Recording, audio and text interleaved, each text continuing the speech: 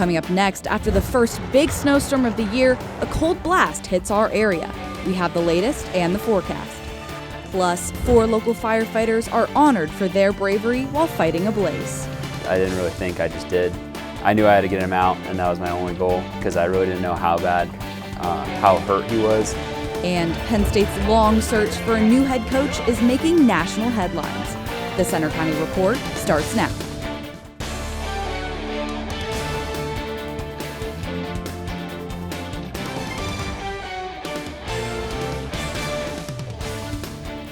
Good afternoon, I'm Alec Brown. And I'm Emma Goldkoff. Thanks for joining us for the Center County Report. Our top story, the coldest weather of the season so far across central Pennsylvania. Lows dipped into the single digits in some places overnight, and it's still very chilly this afternoon. This comes after the first significant snowstorm of the season this week. Plows were out clearing roads and schools closed as 2 to 4 inches of snow fell, making driving dangerous. Student meteorologist Luke Snyder is live outside with more on this cold snap. Luke?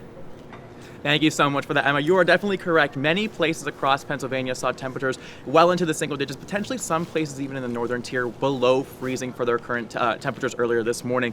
And we're going to be seeing that coldness continue throughout much of the Commonwealth as well. If we take a current look at our golf courses here at Penn State, again, we're going to be seeing that snow is blanketing much of the ground right now, with temperatures staying well below freezing. We're not going to be seeing much of that snow begin to exit the area anytime soon, especially. We're definitely going to be seeing students bundling up throughout on campus today. And as we look at our current conditions here right now in State College, we're currently sitting at around 21 degrees, but that feels like looking at around 13 degrees, that we have a very significant wind chill that's going to be impacting our temperatures, causing them to be much chillier than they actually feel. And we'll see that trend continue throughout much of the campus. But back to you at the desk. Thanks, Luke. The man arrested in Altoona, who's accused of murdering the United Healthcare CEO, has spent this week in court in New York. Luigi Mangioni's lawyers are trying to get evidence in his case thrown out. Hope Green reports. Luigi Mangioni's lawyers have spent all week trying to convince a judge to kick out evidence in his Manhattan murder case. The 27-year-old is accused of killing United Healthcare CEO Brian Thompson on a New York street a year ago this week. It was a stunning crime caught on video. A 5-day manhunt led police to a McDonald's in Altoona where they arrested Mangioni. The break in the case was a 911 call from a McDonald's manager saying, "I have a customer here that some other customers were suspicious of, and he looks like the CEO shooter from New York." The manager said, "So they're really upset and they've come to me." An Altoona police officer who responded to that call and later arrested Mangioni took the stand in court this week. Officer Joseph Detweiler testified, "I did not think it was going to be the person that they thought it was." After the officer approached Mangioni asking him to take off his mask, Detweiler said, "I knew it was him immediately, and I knew there was a safety issue possibly for us." Defense attorneys argued the evidence found on him during the time of arrest was illegally obtained, claiming officials searched his belongings without a warrant and questioned him before reading him his rights. Police say in a backpack was a 9mm 3D printed handgun used on the United Healthcare CEO, in writings outlining a possible motive of health insurance industry frustrations. This all comes months after a New York State judge dismissed Mangioni's most severe terrorism-related charges, ruling prosecutors didn't show enough evidence to classify the killing as an act of terrorism. Mangioni still faces murder charges at the state level and a federal case. He has the possibility of life in prison if convicted on state charges, and the death penalty at the federal level. He's pleaded not guilty. I am Hope Green for the Center County Report. Mangioni is in federal custody as both his New York State and federal charges continue to move forward. A phone scam is costing some Center County residents thousands of dollars. Calls are coming in from people claiming to be sheriff's deputies, some even using real employee names. Their new tactic is claiming that you've missed jury duty and that there's a warrant out for your arrest if you don't pay. The Center County Sheriff's Office says if you get one of these calls, hang up and call your local police.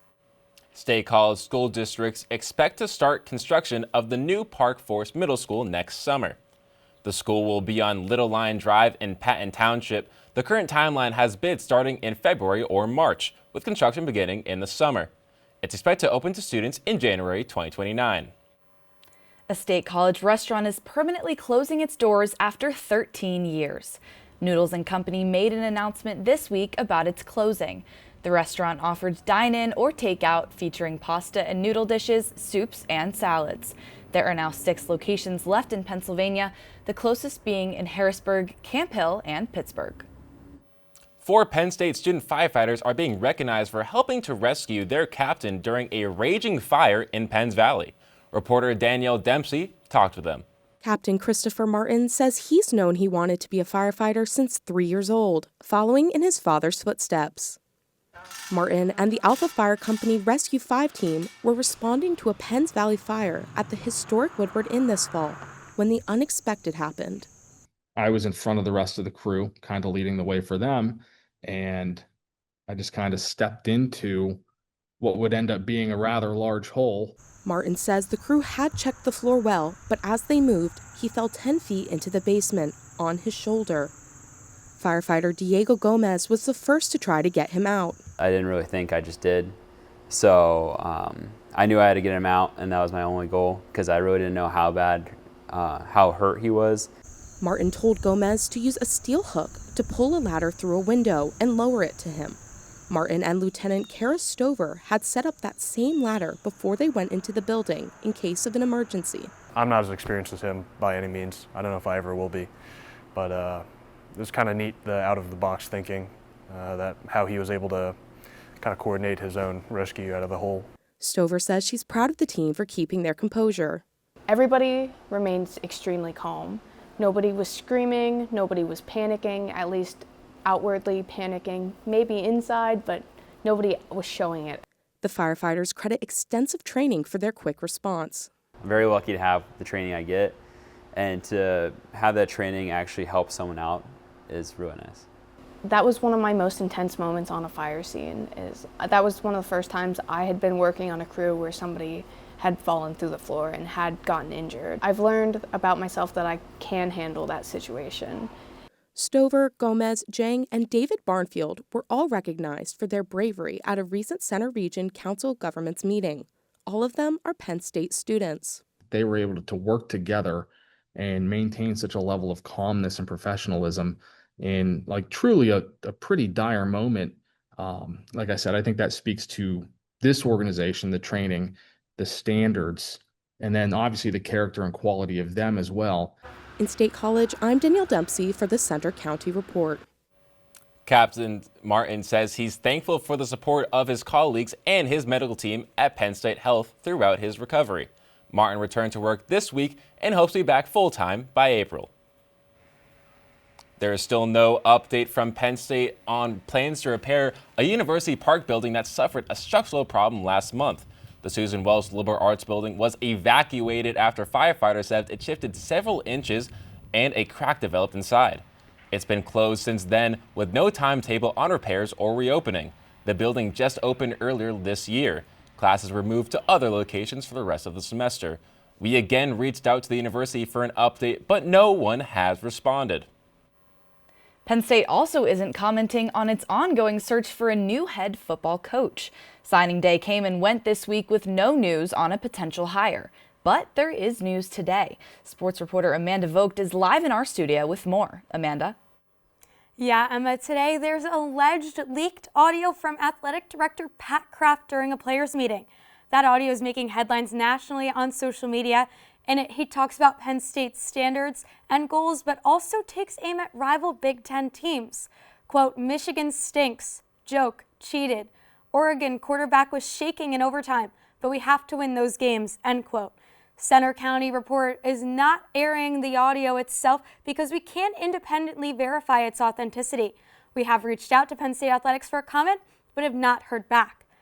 As for the coaching search, it's been almost 2 months since Penn State fired James Franklin and still no replacement. As other programs across the country complete their hiring process and take names off the board, where does that leave the Nittany Lions? It's been nearly 2 months since Penn State Athletic Director Pat Kraft fired James Franklin and launched the search for his replacement. Our next coach will be someone who embodies everything Penn State stands for: integrity, accountability, toughness, humility, and an elite motivator. Now, more than 50 days later, there's still no new coach, lots of questions, and fan and media criticism. This week, BYU's Kalani Sitake emerged as a reported top contender, but he agreed to a long-term extension with BYU. It's one of those moments where I felt like, us being in the Big 12, if we can make the right moves, and I don't really need to do this anywhere else, I can do it here. And I feel like we've got some great momentum. Penn State players are posting frustration on social media as they continue to back interim head coach Terry Smith. After the Nittany Lions beat Nebraska 37-10, Smith strongly advocated for the job himself. If I don't speak for myself, who will? But he took a much different tone after Penn State beat Rutgers on the road 40-36 last weekend. Smith reflected while standing at the podium. And it taught me that I have a special bond with people and my players, and that when I go forward in coaching, I have to take advantage of that. It's been a good run for me. There's no shortage of support for Smith as other names fly on and off the board. Ohio State's Brian Hartline was just named as USF's next coach, and now NFL names, including former Giants head coach Brian Daboll and Steelers head coach Mike Tomlin, have entered the conversation of the national media. While this process drags on, Penn State's recruiting is taking a hit. When James Franklin took the job at Virginia Tech a few weeks ago, he flipped more than 10 recruits. Wednesday was National Signing Day, and Penn State only had 2 commits put pen to paper. According to Rivals' recruiting rankings, Penn State has fallen outside of the top 100, and VT has climbed in the top 25. And just yesterday, Penn State star linebacker Tony Rojas posted on social media, quote, "We stand with Terry or nobody else. That's simple," end quote. We have more on Penn State football and sports coming up later in this newscast. Back to you. Thanks, Amanda. Penn State struck out trying to hire BYU's coach, but the State College Food Bank received an unexpected gift from fans in Utah. A social media post went viral urging BYU fans to donate to the food bank here. The effort led to donations totaling nearly $5,000. The food bank says that's enough to provide 1 to 2 weeks worth of groceries for 500 people. Still to come on the Center County Report, more on the cold weather as we check the 7-day forecast. And Pennsylvania prepares for a visit from the president next week. Also coming up, a Central PA community is raising money to restore a historic landmark.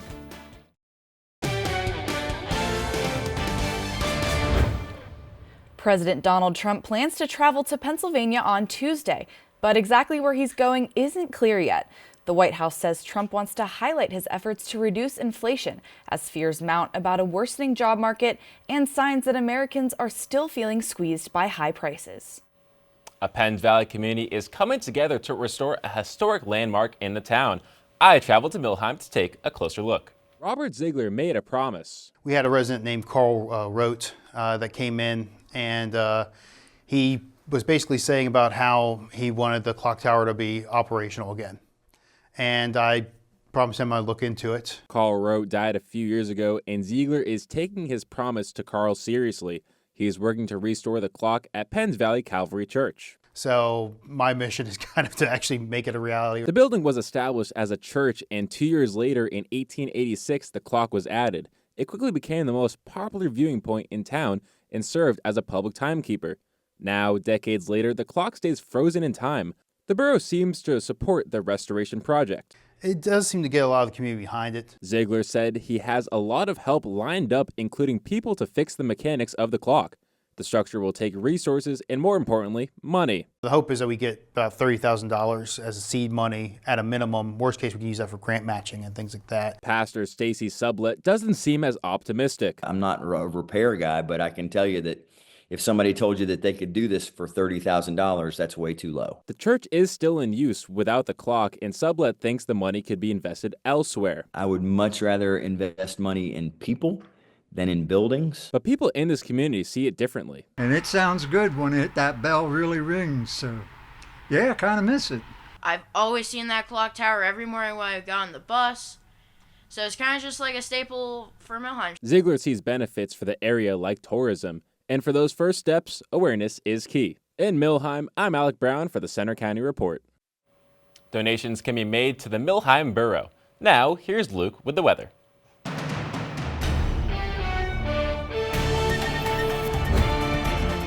Thank you so much. And definitely going to be a little bit warmer here in the studio now that I'm not outside, but we're still going to see some of those chillier conditions persisting throughout much of the day. Now looking here at Beaver Stadium again, some of that snow is still going to be blanketing the surface and those overcast skies will begin to continue persisting on. But we're going to be seeing temperatures slowly start creeping up and throughout the rest of the day. So right now we're sitting around 23 degrees, with that feels like still below what is actually being recorded outside at around 16 degrees, dew point of 10 degrees right now, and those winds coming in from the south at around 6 miles per hour. For our radar and satellite though, not much activity is going to be going on, just some clouds blanketing much of the state, and we're going to see that trend continue throughout the rest of the day as well. But for our current temperatures around center Pennsylvania, in the upper teens and lower 20s for many, as we expand out, that trend is going to continue to hold true for much of Pennsylvania. The only really warm pocket we have right now is in our southeast corner by Philadelphia, but with those wind chill conditions, again, temperatures will be well below what is actually being recorded outside. Many places around 10 to 15 degrees below, or 10 to 15 degrees cooler than what is actually recorded outside, especially up here in our northern tier in Bradford, feeling like 8 degrees right now with some of those more chillier conditions persisting. And now, how does this compare to yesterday?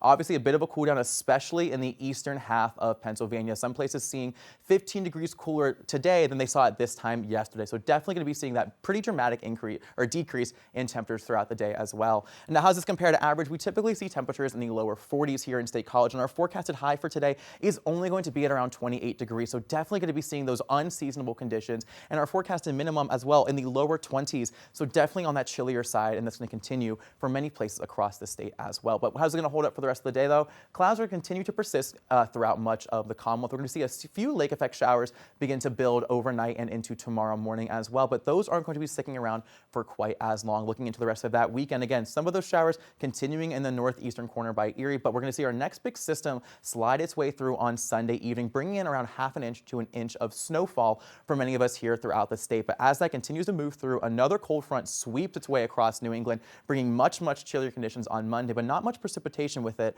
And our next batch of snow and mixed wintry slush is going to be on Wednesday, as we see some of those temperatures begin to increase. So we're going to be flirting with that freezing threshold for much of the day as that system moves through. But for the rest of today, again, a high of 28 with those mostly cloudy conditions persisting as well. And for this evening, overcast skies yet again continuing with a low of 21. Winds do, however, calm down ever so slightly this evening. Now for tomorrow, high of around 39 degrees with minimal clearing in the sky, and those winds do begin to pick up yet again. And for our 7-day forecast, again, you're going to be seeing temperatures pretty drastically dip down on Monday. Again, like I said, that cold front is going to be sweeping its way through, temperatures potentially even in the single digits as we move overnight, but there is potential for a bit of a warm up as we begin the next work week. I hope you've warmed up since being outside earlier, because I'm definitely not ready to go back outside even with all of my winter gear here. Yeah, same here, Emma. It's kind of getting to that point of the year where unfortunately having a coat at all times is mandatory. But now let's send it over to Amanda Vogt with sports. Coming up in sports, Penn State volleyball gets ready for the first round of the NCAA tournament tonight. And Nittany Lions basketball ends its non-conference schedule on a high note. Hear from their coach after the break.